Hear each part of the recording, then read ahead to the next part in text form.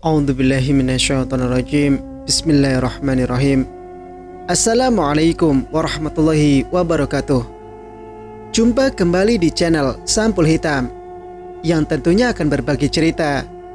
Dan untuk cerita kali ini masih akan melanjutkan cerita yang sebelumnya yang berjudul Kisah Tragis Penari Jaipong. Cerita ini ditulis oleh Ocha Maryadi. Dan bagi teman-teman yang penasaran dengan sang penulis, teman-teman bisa langsung cek link yang saya sudah siapkan, ada di kolom deskripsi. Oke, tak usah berlama-lama. Bagaimanakah untuk cerita kali ini?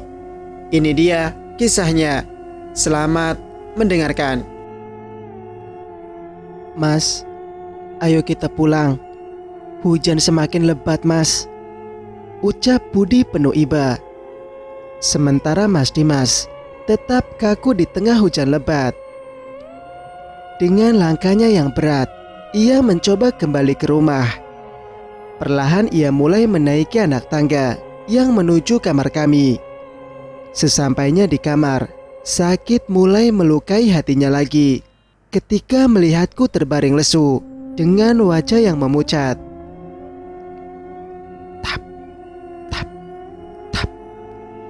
Langkah kakinya yang teramat berat mencoba menghampiriku. Perlahan ia mendekatiku, membelai pipi dan juga rambutku dengan tangannya yang bergetar. Maafkan aku, sayang. Aku tak pernah bisa membuatmu bahagia, sayang. Lirih Mas Dimas di sela tangisnya.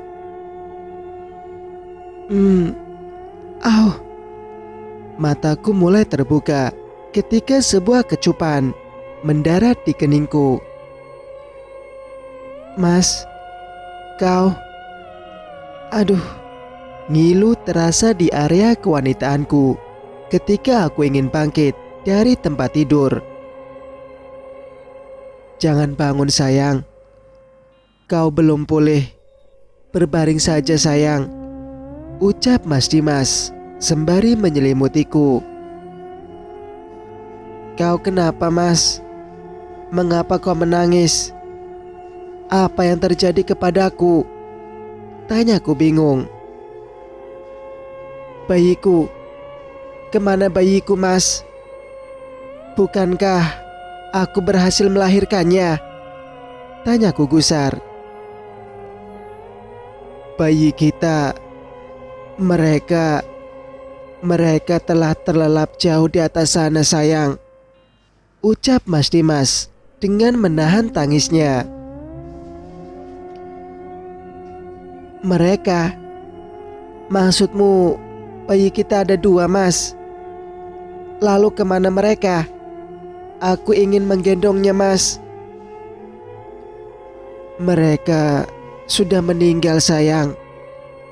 Air mata Mas Dimas tumpah tak tertahankan lagi. Tidak, kau bohong, Mas. Tidak mungkin, kau bohong. Sabar, sayang. Maafkan, Mas. Mas tidak pernah bisa membuatmu bahagia. Mas Dimas memelukku dengan erat. Tidak. Kemana bayiku? Aku mau bayiku. Bayiku tidak mungkin meninggal. Tidak mungkin. Aku meraung-raung, meronta, tidak sanggup menerima kenyataan ini. Di tengah kesedihan kami, terlihat kebahagiaan di wajah Sinta dan Baranti. Mereka tak sedikit pun menaruh simpatik untuk kami. Walau pernikahannya dengan Mas Dimas gagal, ia akan memaksa dan mengatur strategi busuknya esok hari. Ibu, tiba-tiba terdengar suara seorang anak menyebut namaku. Seorang anak laki-laki tengah berdiri di depan pintu dengan tatapannya yang sendu. Ya, dia Surya, seorang anak laki-laki yang dilahirkan dari wanita yang sangat membenciku. Namun aku tidak pernah menaruh dendam kepada dia dan juga anaknya. Aku sangat menyayanginya dan menganggap ia seperti putraku sendiri. Ibu, jangan sedih Bu. Ini aku anakmu. Bukankah kau selama ini menganggapku sebagai anakmu sendiri, Bu? Jadi tolong jangan bersedih lagi. Aku ada bersamamu, Bu. Liris Surya seraya menyeka air mata yang membasahi pipiku. Tidak sayang, ibu tidak menangis. Kilahku. Jangan bohong, Bu. Aku merasakan apa yang ibu rasakan. Bu, walaupun ibu kehilangan kedua anak ibu, namun ibu jangan larut dalam kesedihanmu, Bu. Kan masih ada aku, Bu. Iya kan? Ucap Surya dengan nada sendu. Iya sayang, anak pintar. Ayo sini, mendekat dan temani ibu. Ucapku sembari menyeka air mata. Lalu kemudian memeluk Surya. Hatiku merasa sedikit lega dan terhibur dengan keberadaan Surya di sisiku. Walau aku tidak bisa mengelak karena luka hati yang teramat berat, aku berusaha tegar di depan Surya. Bulir bening terlihat di mata Mas Dimas. Ia tidak tahan melihatku yang berusaha menyembunyikan luka di depan anak angkatnya tersebut. Mas Dimas bangkit dari tempat duduknya dan melangkah pergi meninggalkanku dengan luka di dadanya. Keesokan harinya, Mas Dimas membawakan sarapan pagi untukku. Aku merasa heran, kenapa Mas Dimas semalaman tak menemuiku dan baru terlihat pagi ini. Sungguh kasihan suamiku, luka di hatinya teramat dalam. Bagaimana tidak, ia harus kehilangan buah cintanya denganku lagi dan lagi. Mungkin semalaman ia menenangkan diri di suatu tempat. Sarapannya sayang, ayo bangun. Kau harus sehat demi Surya anak kita, ucap Mas Dimas dengan kaku. Semalaman ini kau kemana saja, Mas? Tanyaku seraya menatap wajahnya yang sedikit memucat. Ayo, sarapan dan minum obat, biar cepat sehat sayang. Mas Dimas mengalihkan pertanyaanku. Mas, kenapa Mas? Mengapa semalaman kau biarkan aku sendiri? Kemana kamu Mas? Sungutku. Terus bagaimana Sumi? Apa yang bisa aku lakukan? Aku hanya ingin bahagia denganmu. Namun mengapa kebahagiaan seolah enggan menghampiri kita? Pekik Mas Dimas. Wajahnya memerah dengan bulir bening yang perlahan keluar dari matanya. Aku tidak pernah bisa membahagiakanmu Sumi, pungkas Mas Dimas. Kau salah Mas. Aku sangat bahagia bersamamu. Namun Tuhan banyak sekali menguji kita, karena Ia ingin tahu seberapa kuat kita bisa menahan ujian darinya Mas. Aku sangat berterima kasih kepada Tuhan karena memberikan laki-laki sepertimu Mas. Kau sangat menyayangiku, ucapku lagi, sembari menggenggam kedua tangan Mas Dimas dan menciumnya. Aku rasa ini karma atas perbuatanku dulu Sumi. Aku telah banyak membunuh dan aku berbuat hal tak terpuji kepadamu. Ini hukuman untukku Sumi. Iya, ini hukuman untukku. Kau jangan bicara seperti itu Mas. Yang lalu biarlah berlalu. Anggap saja ini ujian cinta kita Mas. Ternyata hati Mas Dimas lebih hancur dari hatiku. Aku berusaha tegar dan menenangkannya. Walau di hati ini ada luka yang mengangah. Namun aku berusaha menutupinya. Aku dan Mas Dimas saling berpelukan. Air mata terus membasahi pipinya. Ia sangat terluka dan merasa jengah dengan semua ini. Mas Dimas meletakkan kepalanya dalam pangkuanku. Aku yang merasa iba dengannya, terus mengelus kepalanya hingga ia mulai memejamkan mata.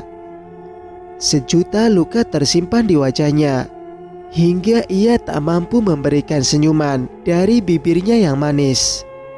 Aku berharap setelah ini Tuhan memberikan kebahagiaan kepada kami, sehingga Mas Dimas dapat tersenyum manis seperti biasanya. Aku merindukan itu dari wajahnya yang tampan. Tiba-tiba saja kami terkejut mendengar suara pintu kamar kami ditendang oleh Sinta. Hingga Mas Dimas bangkit dan terlihat sangat marah kepadanya. Sungguh, aku sangat dibuat emosi juga olehnya. "Apa-apaan ini, Sinta? Kurang ajar sekali sikap kamu ini," teriak Mas Dimas. "Mas," aku berusaha menenangkannya dan meraih tangannya. "Sudah cukup berkabungmu, Mas. Kau tak ingat kita harus melakukan pernikahan yang kemarin tertunda oleh ulah istri manjamu itu," sungut Sinta. "Apa bisa-bisanya kau menanyakan hal itu di tengah kesedihan kami, Sinta?" pekiku sembari mendekati Sinta dengan perlahan. "Tutup mulutmu, wanita rendahan. Aku yakin kau sengaja membuat anakmu meninggal demi untuk menghentikan pernikahanku dengan Dimas, iya kan?" ucap Sinta sembari melotot ke arahku. Tatapannya yang tajam penuh kebencian. "Tutup mulutmu, Sinta. Aku tidak mungkin berbuat hal sekeji itu, karena aku bukanlah dirimu yang menghalalkan segala cara demi untuk mendapatkan Mas Dimas, suamiku," balasku dengan kesal. "Diam. Turunkan nada bicaramu kepada istriku, Sinta. Atau..." Mas Dimas marah dan mengangkat tangan kanannya. "Atau apa, Mas? Kau ingin menamparku? Ayo lakukan," pekik Sinta menantang. "Jangan, Mas." Aku berhasil menangkap tangan Mas Dimas yang siap mendaratkan di pipi Sinta. "Sinta!" Tiba-tiba bapak datang dan terlihat marah kepada Sinta. "Paman," Sinta terkejut. "Kau yang seharusnya menurunkan nada bicaramu terhadap Sumi. Dia bukan saja menantu di rumah ini, tetapi juga putri kesayangan bagiku. Jadi kau harus tahu diri. Kau siapa di rumah ini?" ucap bapak. "Tapi Paman..." "Tapi apa? Pernikahanmu dan Dimas tidak akan pernah terjadi selama aku masih hidup. Aku sangat kecewa dengan sikapmu," ucap bapak lagi, dan membuat Sinta terpaku dan tertunduk malu. Lalu ia melongos meninggalkan kami. Sinta sangat kesal dengan ucapan dari bapak, hingga ia semakin bernafsu ingin menghancurkan rumah tanggaku dengan Mas Dimas. Sinta menyusun rencana baru bersama Mbak Ranti. Beberapa hari berlalu, Sinta belum juga pergi dari rumah kami. Memang kami ataupun bapak tidak pernah mengusirnya. Namun bagiku, seharusnya Sinta sedikit malu dengan sikapnya. Tidak ada lagi ulah Sinta ataupun Mbak Ranti untukku. Namun belum tentu ia juga berhenti berusaha menghancurkan rumah tangga kami. Hingga di suatu hari, kejanggalan mulai terasa. Malam itu, ketika aku tertidur pulas, aku dikejutkan dengan sebuah bayangan putih yang tiba-tiba terbang keluar dari kamarku. Dengan penasaran, aku mulai mengikuti bayangan tersebut. Sesosok perempuan berpakaian putih tengah berdiri di atas tangga. Rambutnya panjang, senada dengan pakaiannya yang mirip dengan pakaian hantu wanita di film horor. Namun wajahnya membelakangiku. "Siapa di sana?" ucapku kepadanya. Namun ia tak bergeming. Dengan perlahan ia menuruni anak tangga dan pergi ke arah teras rumah kami. Aku terus mengikutinya dari belakang karena sangat penasaran dengan sosok wanita tersebut. Sesampainya di teras rumah, wanita tersebut melenggang ke arah pohon mangga yang cukup besar yang terletak di halaman rumah kami. Aku semakin penasaran dan bergegas menghampirinya. Alangkah terkejutnya aku ketika berhasil mendekatinya. Wajah wanita itu sama persis dengan wajahku. Hanya saja wajahnya terlihat pucat dan sedikit membiru. Aku yang sangat panik berusaha meninggalkan sosok tersebut. Namun sosok itu mulai mendekatiku sembari mengarahkan tangannya yang berkuku panjang dan runcing. Ia tersenyum sinis dan siap menerkamku. Aku sangat ketakutan dan berusaha menghindar. Hingga sebuah akar pohon mangga menghentikan langkahku. Aku terjatuh persis di depan sosok yang mirip denganku. "Siapa kamu?" Aku berbalik dan berusaha menghindar. Sosok itu hanya tertawa terbahak-bahak dan siap membunuhku. Krak! Tidak! Sebuah sayatan tepat mengenai leherku hingga luka-lukanya mengangah dan mengeluarkan banyak darah. Aku terkulai kesakitan, namun sosok itu merasa puas dan siap menyakitiku lagi. Aku berusaha mundur mendorong tubuhku dengan rasa nyeri yang teramat sangat di leherku yang nyaris putus. Tatapannya yang kosong, wajahnya yang memucat, serta senyum yang terlihat sinis dan penuh kebencian. Wanita yang serupa denganku itu terus mendekatiku. Aku hanya merintih kesakitan, tak mampu lagi untuk menghindar.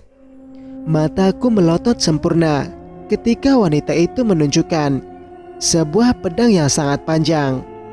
Dengan tawa di mulutnya, ia mulai menghunuskan pedangnya tepat ke arah perutku. Napasku bergemuruh dan mulai memandangi sekeliling.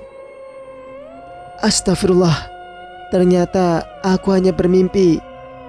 Aku baru tersadar ketika melihat ke arah jam dinding. Tepat pukul 2 pagi, terlihat Mas Dimas masih tertidur pulas di sampingku. Mimpi yang sangat buruk dan juga aneh. Aku pernah mengalami mimpi seperti ini ketika Mas Hardi menggangguku dulu. Dan sekarang, bukankah Mas Hardi sudah meninggal? Lalu mengapa aku mengalami mimpi seperti ini lagi? Siapa yang mulai menggangguku? Atau ini hanyalah mimpi burukku semata? Aku terdiam dalam lamunan. "Sumi, kau kenapa sayang?"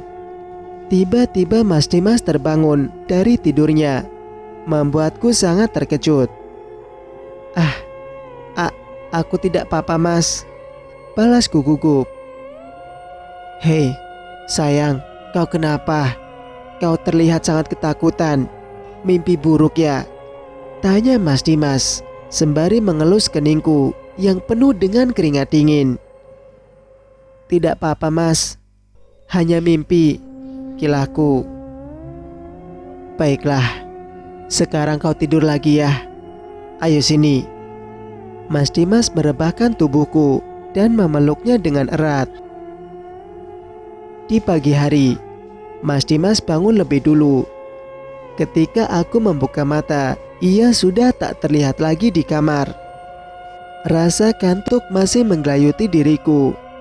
Mungkin karena semalam mataku enggan terpejam setelah mengalami mimpi yang sangat buruk.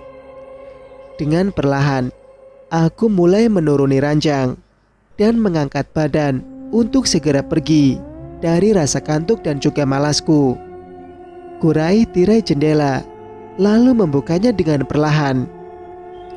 Terlihat sang mentari begitu cantik bersinar, menerangi pagi yang amat cerah. Kicauan burung seakan-akan menyanyikan alunan-alunan lagu indah di pagi itu. Semilir angin yang lembut serta hangatnya sang mentari pagi itu seakan-akan membiusku. Begitu tenang dan damai kurasakan. Seandainya saja hidupku cerah, secerah sang mentari, mungkin tidak ada rasa luka yang sesakit ini. Lebih baik aku mandi, lalu membuat sarapan untuk Mas Dimas dan Surya, gumamku sembari melenggang ke arah kamar mandi.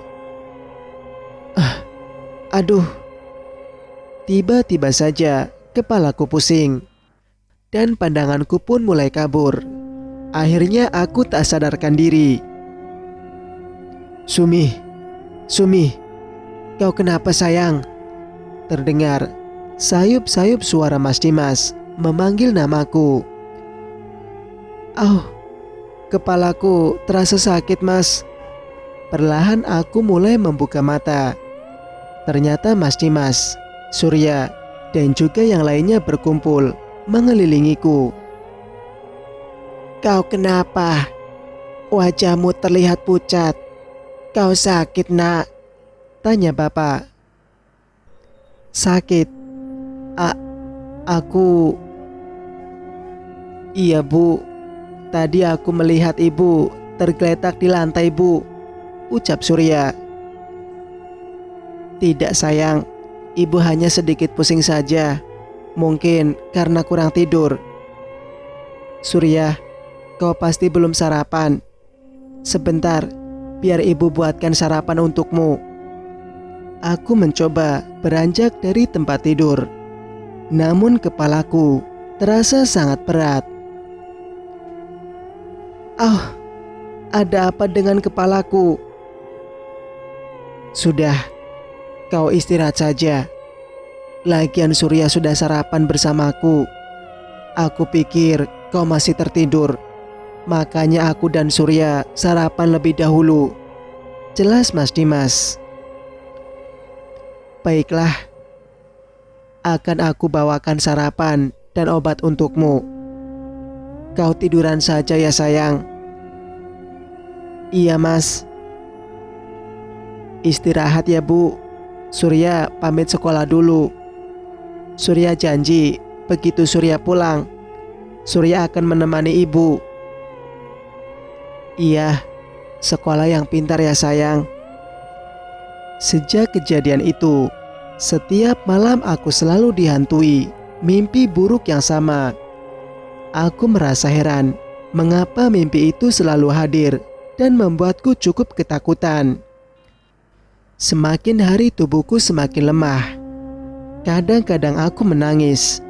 Kadang emosiku pun tidak terkontrol. Aku selalu marah ketika keinginanku tak terpenuhi, membuat Mas Dimas sangat sedih dan kebingungan. Cerita pun bersambung. Bagaimana menurut pendapat kalian? Jika kalian suka dengan ceritanya, jangan lupa untuk like, komen, dan subscribe channel ini agar bisa mendengarkan cerita-cerita berikutnya. Wassalamualaikum warahmatullahi wabarakatuh.